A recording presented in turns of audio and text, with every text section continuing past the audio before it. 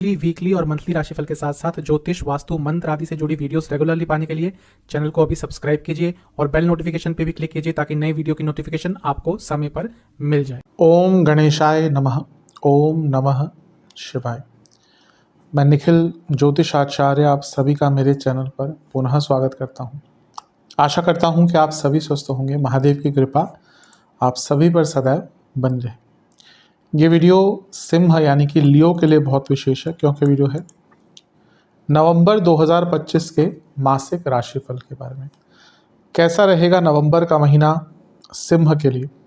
जो मेरा मासिक राशिफल होता है वो प्रमुखतः जीवन की मुख्य चीज़ों पर आधारित होता है, जैसे कि सामान्य विश्लेषण, career, business, income, investment, love life, married life, student, सेहत, और इसके साथ ही वीडियो के अंत में मैं कुछ विशेष उपाय भी बताता हूं जिसके करने से महीने की सकारात्मकता में वृद्धि अवश्य होती है। लग्न राशि या चंद्र राशि यदि आपकी सिंह है, दोनों ही देख सकते हैं गाइडेंस के लिए इस राशिफल को। अलग अलग नहीं बन सकते टेक्निकली।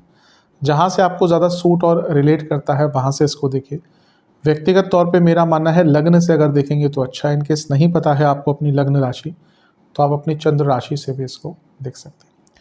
शुरू करते हैं इस अत्यंत महत्वपूर्ण राशिफल का सामान्य विश्लेषण के साथ। शुरू करते हैं सामान्य विश्लेषण के साथ। लग्न पे प्रभाव देखेंगे। लग्न पे केतु का प्रभाव और बहुत टाइम तक रहेगा। हाँ, आध्यात्मिकता बढ़ रही होगी, इसमें कोई दो राय नहीं है, लेकिन थोड़े से कष्ट भी आ रहे होंगे, थोड़े से विघ्न भी आ रहे होंगे, और वो विघ्न थोड़े कंटिन्यू रहेंगे। इस महीने का जो पहला परिवर्तन है वो आपके लिए बहुत अच्छा है। शुक्र का गोचर होगा और शुक्र आपके तीसरे भाव में आकर बैठ जाएंगे, यानी कि अपनी राशि में, और ये नीच भंग बन जाएगा। सूर्य नीच के थे, शुक्र ने स्वराशि अपनी राशि में प्रवेश कर नीच भंग बना दिया, और क्योंकि सूर्य लग्नेश है ये बहुत शुभ है। अचानक कई कार्य पूर्ण होंगे। राहु का प्रभाव भी है, यानी कि नई अपॉर्चुनिटीज़ मिलेंगी। करियर की बात कर लीजिए, क्योंकि शुक्र 10वें घर के स्वामी हैं। कोई और कार्य अटक रहा था, ये नीच भंग के कारण अचानक से गति प्रदान होती है। अचानक से जीवन में नए रास्ते खुल जाते हैं, तो ये बहुत श्रेष्ठ है। हाँ, बस थोड़ा सा आप अति उत्सुकता पर कंट्रोल लाइएगा, अदरवाइज ये जो समय है आपका बहुत अच्छा है। इसके बाद जो परिवर्तन होगा वो होगा ग्रहों की गति का।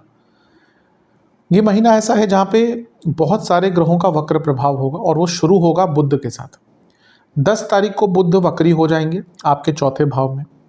बुध आपके लाभेश हैं, धनेश हैं, उनका वक्री होना, कोई भी ग्रह वक्री होता है तो स्ट्रांग हो जाता है इन अ वे, क्योंकि वो आपके योग कारक ग्रह के साथ बैठ के 10वें घर को देख रहे हैं, तो ये कार्य क्षेत्र में थोड़ा सा अच्छा प्रभाव ला सकता है in terms of money only. पैसा बढ़ सकता है, लेकिन क्योंकि चौथे घर में वक्री हो रहे हैं तो घर में बहुत कलह कलेश होंगे, कम्युनिकेशन गैप रहेगा। मंगल नवमेश है तो बॉसेस से प्रॉब्लम होगी, और ये दोनों ग्रह मिलकर 10वें घर को देख रहे हैं, यानी कि कार्य क्षेत्र में उलझने बढ़ेंगी, गुस्सा बढ़ेगा, कम्युनिकेशन गैप आएगा, तो थोड़ा सा ध्यान दीजिएगा। कोई भी ग्रह वक्री होता है तो स्ट्रांग हो जाता है, इसलिए आपके धनेश और लाभेश स्ट्रांग हो रहे हैं और योग कारक के साथ। तो जैसे मैंने कहा धन के लिए अच्छा है, लेकिन बाकी चीज़ों के लिए बहुत श्रेष्ठ नहीं है।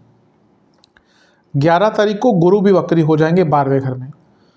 वो विपरीत राजयोग बना रहे, लेकिन एक उच्च का ग्रह अगर वक्री होता है तो अच्छा नहीं माना जाता, तो थोड़े खर्चे बढ़ सकते हैं, सेहत पर प्रभाव बुरा पड़ सकता है।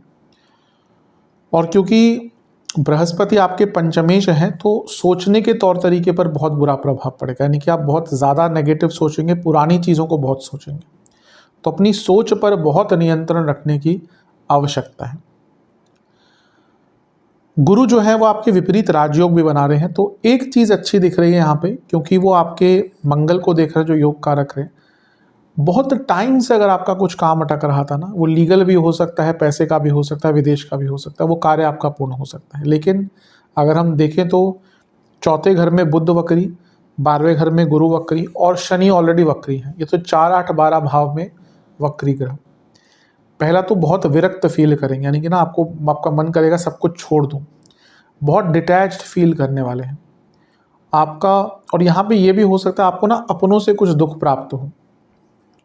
अधिकतम व्यक्ति आप देखेंगे ना जो अकेला रहना पसंद करता है, उसके जीवन में कोई ना कोई, हाँ कभी कभी ऐसा भी होता है कि कुंडली ही ऐसी है। कुछ कुंडलियाँ भी मैंने देखी है, वो एक बच्चे की कुंडली देख रहा था, वो बच्चा अब तो खैर 24-25 के हैं, तो उन्होंने 13 साल की उम्र में संन्यास ले लिया था। तो संन्यास मतलब कि उन्होंने सब कुछ छोड़ दिया था। बहुत प्रबल केतु, लग्न में केतु और कई ऐसे योग थे। लेकिन अधिकतम जो व्यक्ति समय के साथ अकेलापन उसको अच्छा लगता है ना, उसके जीवन में कोई ना कोई इमोशनल ट्रॉमा आता है। अपनों से धोखा मिलता है, प्यार में धोखा मिलता है, विवाह में धोखा मिलता है, दोस्तों से धोखा मिलता है, या कहिए कि जहाँ पे वो व्यक्ति एक्सपेक्ट नहीं करता वहाँ से निराशा मिलती है। तो ये महीना भी थोड़ा ऐसा ही दिख रहा है, अपनों से निराशा प्राप्त होगी और थोड़ा सा उसके कारण वैराग्य उत्पन्न होगा।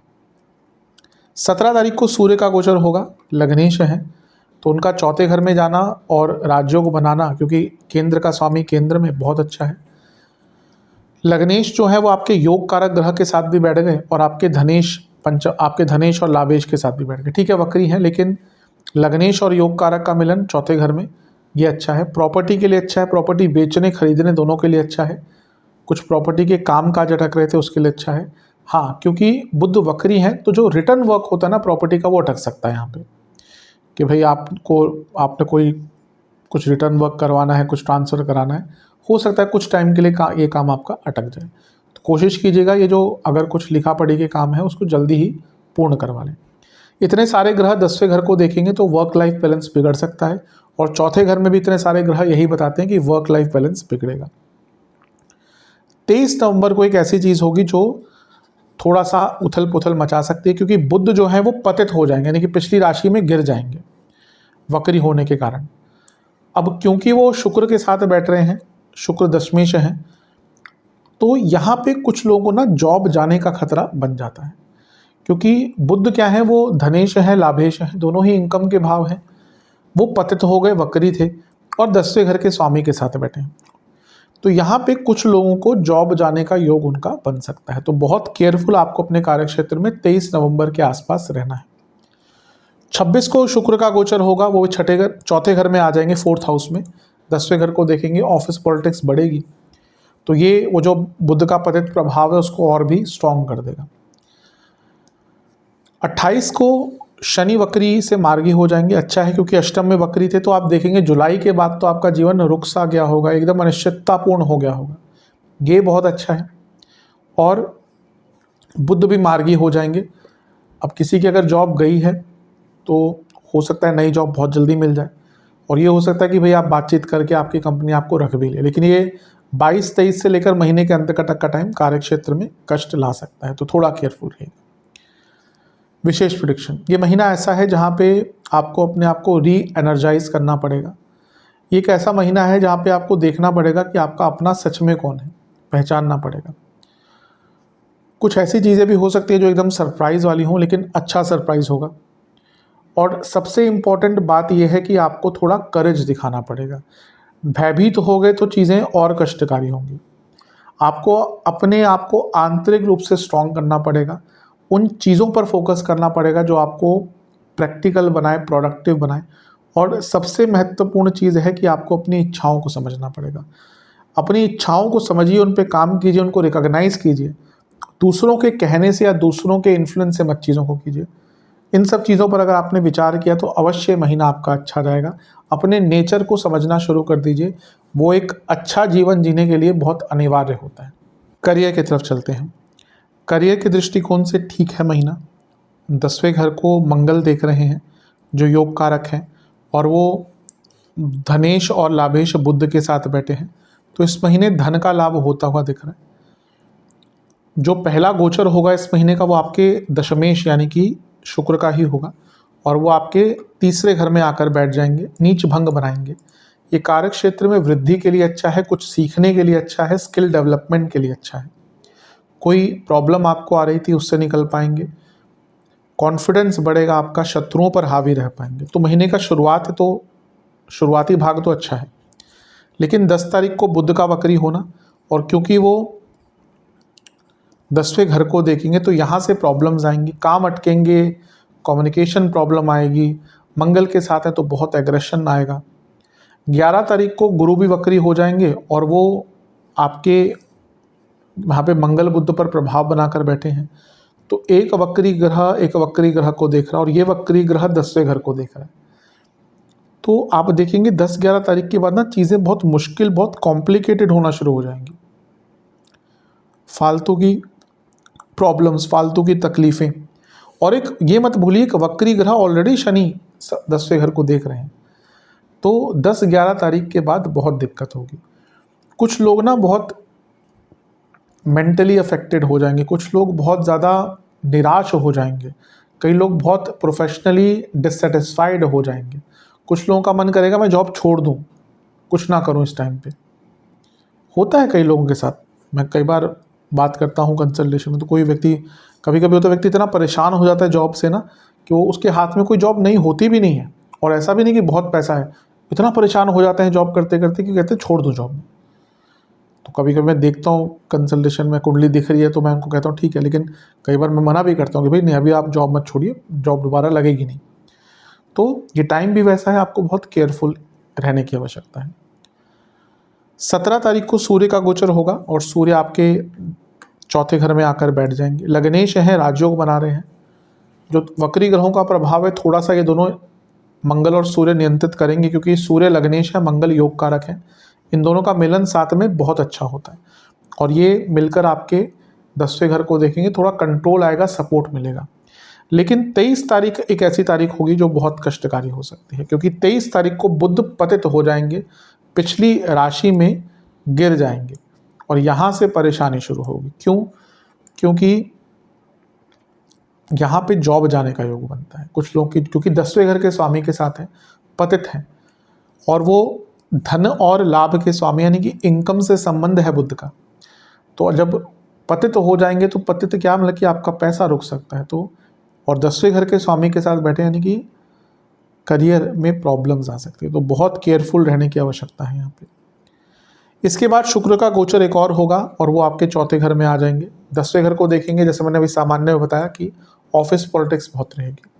महीने के अंत में शनि का वक्री होना बहुत रिलीफ लेकर आएगा, क्योंकि आपके कर्म भाव को देख रहे थे, आपके लिए वैसे ही शनि बहुत अच्छे ग्रह नहीं है, तो महीने के अंत में जाकर थोड़ा रिलीफ मिलेगा। बुध भी वहाँ पे मार्गी हो जाएंगे।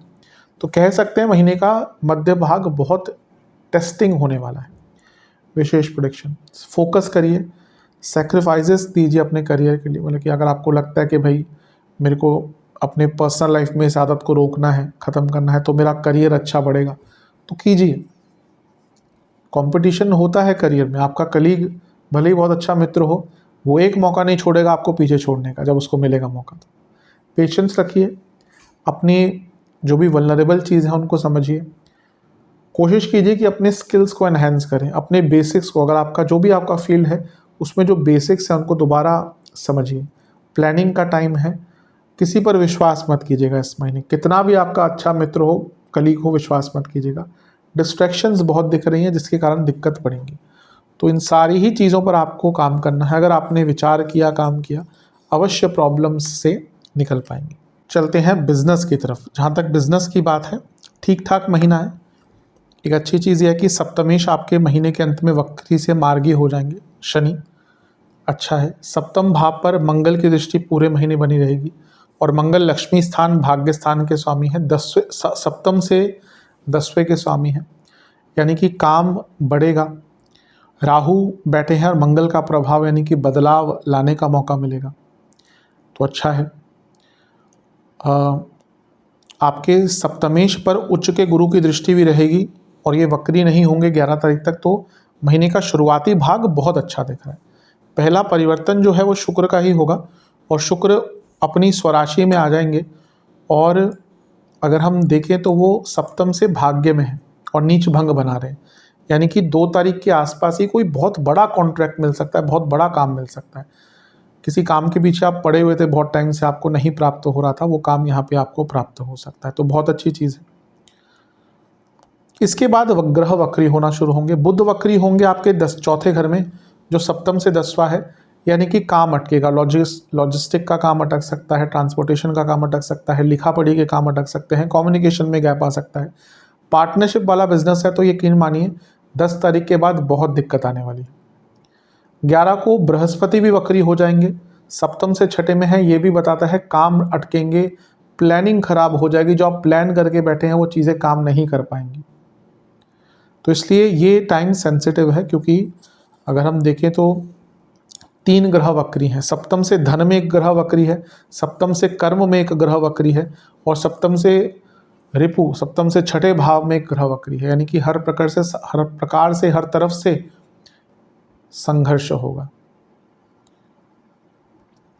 सूर्य का गोचर भी होगा इसके बाद 16 तारीख को, और सूर्य आपके चौथे घर में आकर बैठ जाएंगे। दिग्बल मंगल सूर्य दोनों का ही समाप्त है, लेकिन सूर्य लग्नेश है और योग कारक के साथ बैठ गए, यानी कि थोड़ा सा काम बनना शुरू हो जाएगा 16 के बाद। लेकिन 23 को बुध का पतित होना दिखाता है कि आपको सरकार से बाधाएं, पुनः कामों में डिले, ट्रांसपोर्टेशन की प्रॉब्लम बहुत रहेगी, और कम्युनिकेशन की दिक्कत तो बहुत तंग करने वाली है। 26 नवंबर को शुक्र का गोचर भी अच्छा ही रहेगा, क्योंकि वो सप्तम से 10वें में आ गए, और शुक्र अपने आप में धन के दूसरे कारक हैं, तो काम बनेगा। कुछ अचानक से नए कॉन्ट्रैक्ट साइन हो सकते हैं। महीने के अंत में शनि का मार्गी हो जाना 28 तारीख को बहुत शुभ लाभ लेकर आएगा, क्योंकि सप्तम से धन में है, और फिर बुध का भी अल्टीमेटली मार्गी हो जाना जो धनेश और लाभेश है, यानी कि महीने के अंत में बड़ा लाभ मिल सकता है। तो 10-11 तारीख के बाद से थोड़ा केयरफुल, फिर 23 तारीख को ज़्यादा केयरफुल, उसके बाद महीने के अंत में तो लाभ मिलेगा ही। विशेष प्रेडिक्शन, कॉन्फिडेंस डगमगाएगा कई बार, इसलिए ध्यान दीजिएगा इस चीज़ पर। किसी से बातचीत कीजिए, अपनी प्रॉब्लम को सॉल्व कीजिए। ज़्यादा भाग्य के भरोसे इस महीने मत बैठिएगा। ऐसा लग रहा है कि आपको कुछ बदलना भी पड़ेगा। अभी आप बदलाव से डर रहे हैं, हिचकिचा रहे हैं। आपको आगे अगर बढ़ना है तो बदलाव लाना ही पड़ेगा। कोशिश कीजिए कि अपने आप को रिलैक्स रखें इस महीने। अपने बिजनेस की आइडेंटिटी पर काम कीजिए, एक अलग से आइडेंटिटी बनाइए।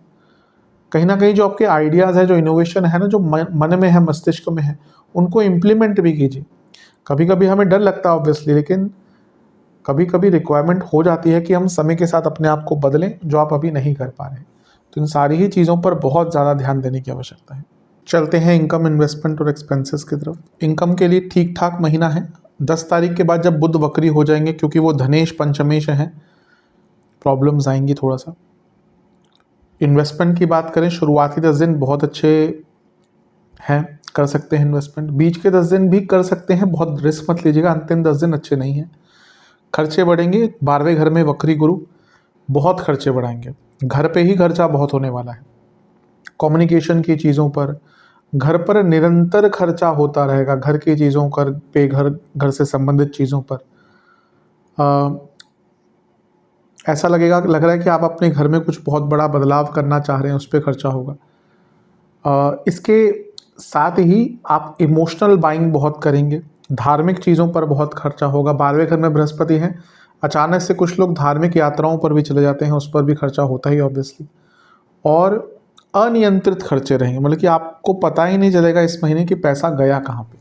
खर्चे बहुत हैं। चलते हैं लव एंड रिलेशनशिप की तरफ। नो कॉन्टैक्ट सिचुएशन, चांसेस बहुत कम है। रिलेशनशिप नए स्टार्ट होने के भी चांसेस बहुत ज़्यादा नहीं है। जो लोग रिलेशनशिप में हैं, आपके पंचमेश ऑलरेडी 12वें घर में है, उच्च के हैं, लेकिन 12वें घर में है, कोई बहुत श्रेष्ठता नहीं होती इससे। शुक्र का गोचर होगा, शुक्र स्वराशि के हो जाएंगे, थोड़ा बहुत डिस्कशंस बेटर होंगे, अट्रैक्शन बढ़ेगा। 10 तारीख को बुध का वक्री होना बहुत डायरेक्ट इम्पैक्ट नहीं डालेगा, लेकिन कम्युनिकेशन में गैप आएंगे, एग्रेशन बढ़ेगा। लेकिन 11 को पंचमेश का ही वक्री हो जाना प्रॉब्लम ज़्यादा लाएगा। 11 तारीख के बाद से कई लव लाइफ या जो कपल्स हैं उनमें दिक्कत आएगी। आपके पंचम भाव को शनि भी देख रहे हैं, वो भी वक्री ही है, यानी कि दूरियां आनी शुरू होंगी। केतु भी देख रहे हैं, तो कुछ लोगों का ब्रेकअप की तरफ जो है एक इंटरेस्ट जागृत हो सकता है। स्पेशली जिनके बीच में ईगो क्लैशेस बहुत होते हैं, जिनके बीच में कम्युनिकेशन गैप बहुत होते हैं, वो इस महीने कहीं ना कहीं सेपरेशन की तरफ, ब्रेकअप की तरफ जा सकते हैं। और भी कुछ गोचर होंगे। 16 तारीख को सूर्य का गोचर होगा, जो फिर बहुत डायरेक्ट कोई इम्पैक्ट नहीं डाल रहा, लेकिन पंचम से 12वें में 2 उग्र स्वभाव के ग्रह मंगल और सूर्य अचानक से एग्रेशन ही दिखाते हैं। 23 तारीख को बुध पतित हो जाएंगे और वो शुक्र के साथ बैठ जाएंगे, और क्योंकि कारक हैं शुक्र, तो ये भी दिखाता है कि जिन कपल्स के बीच में बहुत दिक्कतें चल रही थी, वो 23 तारीख के आसपास भी सेपरेशन आदि के बारे में विचार कर सकते हैं। तो ये महीना जैसे जैसे 10 तारीख के बाद आगे बढ़ेगा वैसे वैसे दिक्कत आएगी। बहुत श्रेष्ठतम महीना तो नहीं है। विशेष प्रेडिक्शन, कई लोगों के बीच में, जैसे मैंने कहा ना, ब्रेकअप के चांसेस हो सकते हैं इस महीने, स्पेशली जिनके तालमेल ऑलरेडी ख़राब चल रहे थे। क्लैरिफिकेशन दीजिएगा जहाँ पे रिक्वायर्ड है, चीज़ों को क्लियर रखिएगा, थोड़ा एक दूसरे पर डिपेंडेंस रखिए। ये मैं उनके लिए कह रहा हूँ जो चाहते हैं कि चीज़ें ठीक हों। एक प्रकार से रीअसेस कीजिए कि हाँ, रिलेशनशिप कैसे स्टार्ट किया था हमने, क्यों किया था, तब क्या सोचा था, अब कहाँ पे है। और एक प्रकार से कोई फेक प्रोमिसेस मत कीजिए। ऐसा लग रहा है कि फेक प्रोमिसेस और फेक कमिटमेंट्स कहीं ना कहीं आधार है जो अभी आप प्रॉब्लम फेस कर रहे हैं। तो आगे से इन चीज़ों को अवॉइड कीजिए, उस महीने भी इन चीज़ों को अवॉइड कीजिए। थोड़ा सा कष्टकारी महीना अवश्य दिख रहा है। मैरिड लाइफ की तरफ चलते हैं। जहाँ तक मैरिड लाइफ का दृष्टिकोण है, ठीक ठाक सा महीना है, बहुत ज़्यादा अच्छा नहीं कहूँगा। सप्तम में राहु है, सप्तम भाव राहु केतु एक्सिस में है, मंगल का प्रभाव है सप्तम पर, सप्तमेश अष्टम में है, तो ये चीज़ें बहुत फेवरेबल नहीं हैं। पहला गोचर शुक्र का होगा जो 2 तारीख को राशि बदलकर आपके तीसरे घर में आ जाएंगे। ठीक ठाक है, बहुत बुरा कोई प्रभाव इसका नहीं होगा।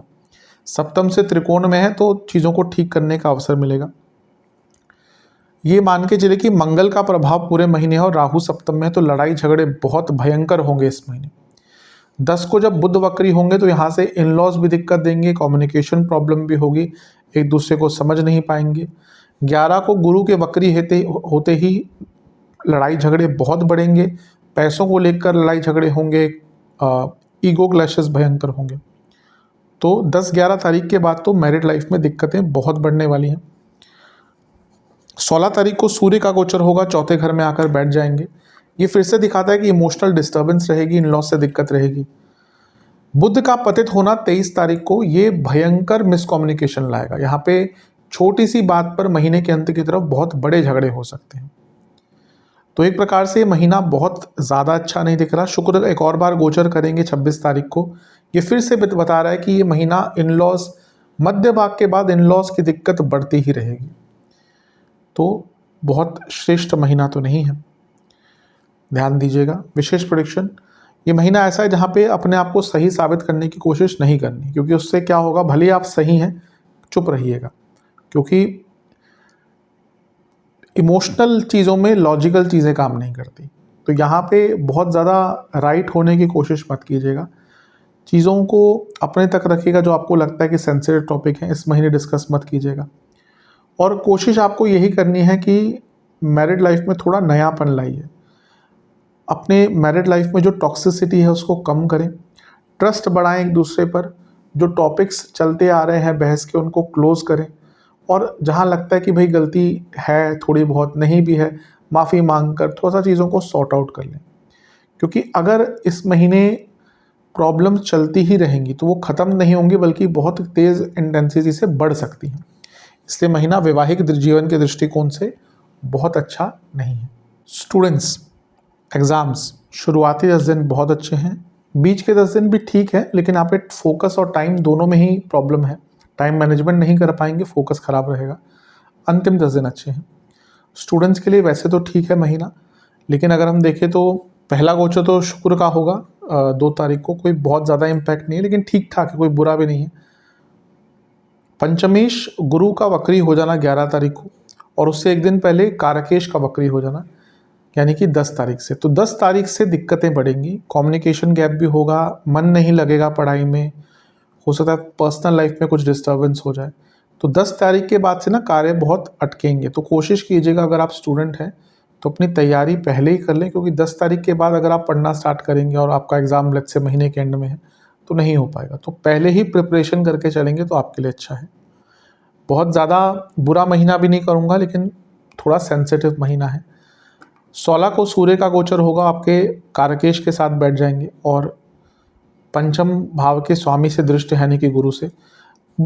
ये थोड़ा सा कॉन्फिडेंस बढ़ाने वाला हो योग है। लेकिन 23 तारीख को बुध का पतित होना, क्योंकि वो कारकेश है, बहुत अच्छा नहीं है, और वो शुक्र के साथ बैठेंगे, यानी कि कहीं किसी गलत काम में फंस सकते हैं, गलत डिसीजन ले सकते हैं।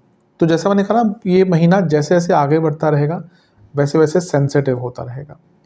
विशेष प्रेडिक्शन। कम्युनिकेशन पर बहुत ध्यान देना है, जो चीज़ समझ नहीं आए अपने गुरुजन से बात करनी है। कंसिस्टेंसी पर काम कीजिए, अपने आप को और दृढ़ बनाइए, अपने आप को और स्टेबल बनाइए। ये महीना ऐसा है जहाँ पे अगर आप अपने जीवन को या अपने स्टडीज़ पे थोड़ा सा बदलाव लाने की कोशिश करते हैं, थोड़ा सा प्रैक्टिकली अप्रोच करते हैं, चेंजेस लाते हैं, क्रिएटिव रहते हैं, तो अवश्य आगे बढ़ पाएंगे। अपने आप को आगे बढ़ाने का प्रयत्न कीजिए। अभी लग रहा है बहुत स्टैग्नेटेड हो गए हैं और उस पर आप कुछ बदलाव भी नहीं करने की कोशिश करें। अगर ऐसा ही चलता रहा तो आगे चलकर दिक्कत बढ़ेगी। सेहत की तरफ चलते हैं। इस महीने इंडाइजेशन, लिवर की प्रॉब्लम, कार्डियक इश्यूज जिनको है बहुत दिक्कत बढ़ेगी, हार्मोनल प्रॉब्लम, गॉल ब्लैडर की दिक्कत, इंटेस्टाइन की प्रॉब्लम, नसों के रोग जिनको है, ये सारी प्रॉब्लम्स उनकी परेशानी बढ़ेंगे। शुरुआती 10 दिन में पेट के रोग, बीपी की प्रॉब्लम, लाइफस्टाइल डिसऑर्डर्स, आँखों के रोग। बीच के 10 दिन में आपको एंग्जाइटी, नसों की problem, blood disorders, lower body में बहुत दर्द। अंतिम 10 दिन में कार्डियक इश्यूज, चेस्ट की प्रॉब्लम, सांस लेने में प्रॉब्लम, गले के रोग, ENT की प्रॉब्लम और एज रिलेटेड इश्यूज बहुत तंग करेंगे। उपाय के स्वरूप में एक पात्र में गंगा जल, गुलाब जल, गेहूं के दाने, चावल के कुछ दाने और चंदन का पाउडर, ये सब मिलाकर सूर्य देवता को अर्पण करें। फिर इसके बाद ओम भास्कराय नमः मंत्र का 108 बार जाप करें। सूर्य चालीसा का 2 बार पाठ करें। महादेव का पंचामृत से अभिषेक कर कर पीले रंग के वस्त्र, पीले रंग के पुष्प अर्पण करें। किसी भी केसर युक्त मिठाई का भोग लगाएं महादेव को। और उसके बाद ओम अघोराय नमः मंत्र का 108 बार जाप करें और कहीं पर भी किसी भी मंदिर में गेहूं के आटे का दान करें। ये उपाय कर लेंगे तो ये महीना काफ़ी अच्छा जाएगा। आशा करता हूँ वीडियो काम आएगा। चैनल पर नए हैं सब्सक्राइब कीजिए, वीडियो को लाइक कीजिए। मिलता हूँ आप सभी से मैं अगली वीडियो में, तब तक के लिए ओम नमः शिवाय।